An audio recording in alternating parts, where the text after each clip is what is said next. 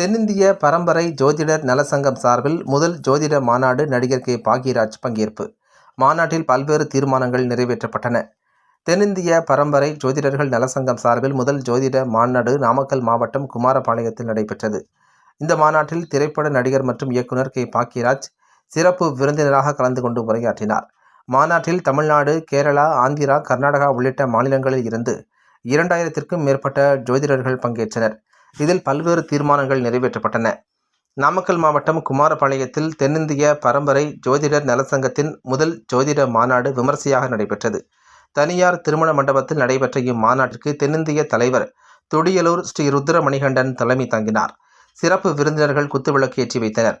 மாநாட்டிற்கு தென்னிந்திய சபைத் தலைவர் தஞ்சாவூர் குமார், தென்னிந்திய கௌரவ அவைத் தலைவர் வடுகப்பட்டி இளங்கோவன், தென்னிந்திய கௌரவ தலைவர் தஞ்சாவூர் கணேசன், தென்னிந்திய செயலாளர் பெரியநாயக்கன்பாளையம் ஸ்ரீ சாய் சசிகுமார், தென்னிந்திய பொருளாளர் துடியலூர் பாலாஜி ஆகியோர் முன்னிலை வகித்தனர். இந்த மாநாட்டிற்கு திரைப்பட நடிகர் மற்றும் இயக்குனர் கே. பாக்யராஜ் சிறப்பு விருந்தினராக கலந்து கொண்டு உரையாற்றினார்.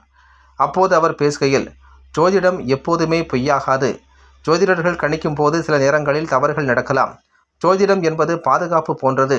ஜோதிட சங்கத்திற்கு நலவாரியம் அமைக்க வேண்டும் என்றும் கோரிக்கையும் வைத்தார். தொடர்ந்து மாநாட்டில் ஜோதிட சங்கத்திற்கு என பிரத்யேக ஜோதிட மென்பொருளை உருவாக்கி அறிமுகம் செய்யப்பட்டது. மேலும் ஜோதிடர்களுக்கு சிறப்பு பரிசு வழங்கி கௌரவிக்கப்பட்டது. இம்மாநாட்டில் தமிழ்நாடு, கேரளா, ஆந்திரா, கர்நாடகா உள்ளிட்ட மாநிலங்களில் இருந்து 2000க்கும் மேற்பட்ட ஜோதிடர்கள் பங்கேற்றனர். இதில் பல்வேறு தீர்மானங்கள் நிறைவேற்றப்பட்டன.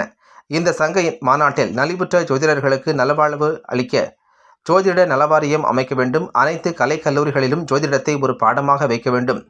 இந்து சம்பிரதாயங்களில் உள்ள அறிவியல் பூர்வ விளக்கங்களை ஆராய அதற்கான குழுவை அரசு சார்பில் அமைத்து அதை மக்களுக்கு தெரியப்படுத்த வேண்டும்.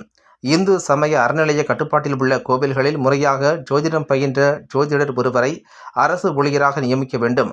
தமிழ்நாட்டில் உள்ள புகழ்பெற்ற பரிகார ஸ்தலங்களில் பொதுமக்கள் பரிகாரம் செய்ய பரிகார மண்டபங்களை அரசு சார்பில் கட்ட வேண்டும். அனைத்து ஜாதியினரும் அர்ச்சகர் ஆகலாம் என்ற திட்டத்தின் கீழ் திருக்கோவிலில் உள்ள பாடசாலைகளில் பயில ஜோதிடர்களுக்கு தனி இடஒதுக்கீடை தர வேண்டும்.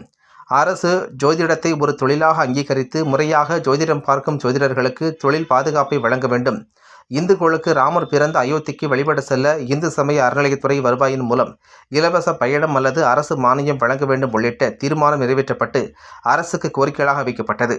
இந்த மாநாட்டில் தென்னிந்திய நிர்வாகத் தலைவர் சேலம் ரத்தினம், தென்னிந்திய ஒருங்கிணைப்பு தலைவர் கவுந்தபாடி சரவணன், தென்னிந்திய துணைத் தலைவர்கள் கவுந்தபாடி, உதய குமரகுருபரன், செட்டிப்பாளையம் பிரசன்ன ராஜா, நாமக்கல் மாவட்ட தலைவர் செந்தில்குமார் உட்பட தமிழ்நாடு மாநில நிர்வாகிகள், கேரளா மாநில நிர்வாகிகள், ஆந்திரா மாநில நிர்வாகிகள், கர்நாடகா மாநில நிர்வாகிகள் உள்ளிட்ட 2000க்கும் மேற்பட்ட ஜோதிடர்கள் பங்கேற்றனர்.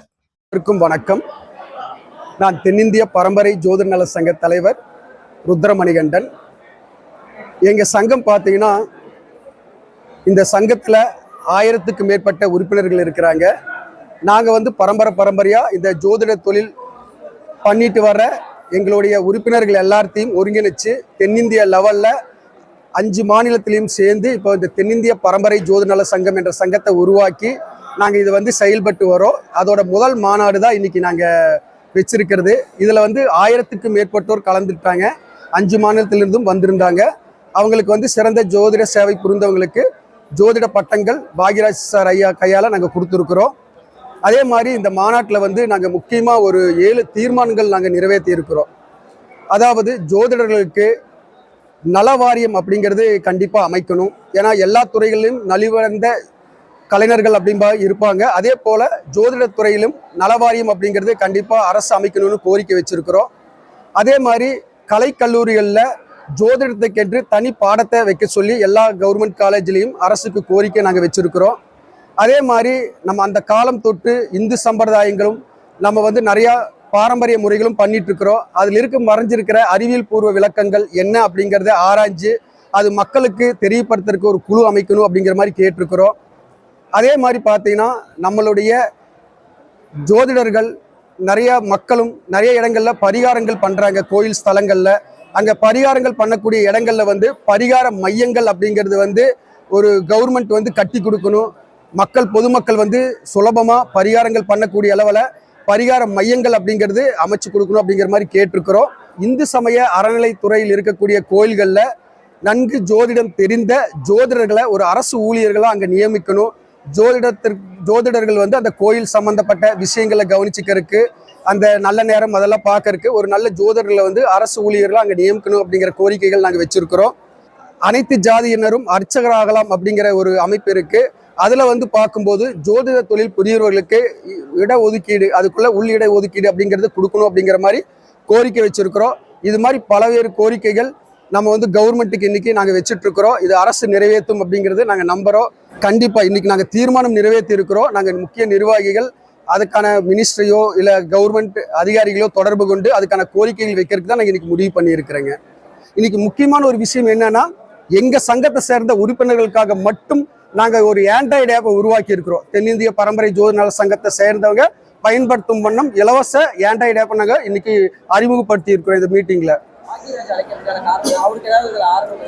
இல்ல, அவருக்கு வந்து ஜோதிட ஆர்வம் இருக்கு. அது போக இந்த மண்ணோட அவர் வந்து இங்கதான் அவரோட சொந்த ஊரு. அதுக்காக இங்க இருக்கிற மக்கள் எல்லாமே அவர் வந்தா நல்லா இருக்கும், நம்மளுக்கு சிறப்பு விருந்தினராக வந்தா நல்லா இருக்குங்கிற மாதிரி கோரிக்கை வச்சதால நம்ம அவர்கிட்ட போய் கேட்டோம்.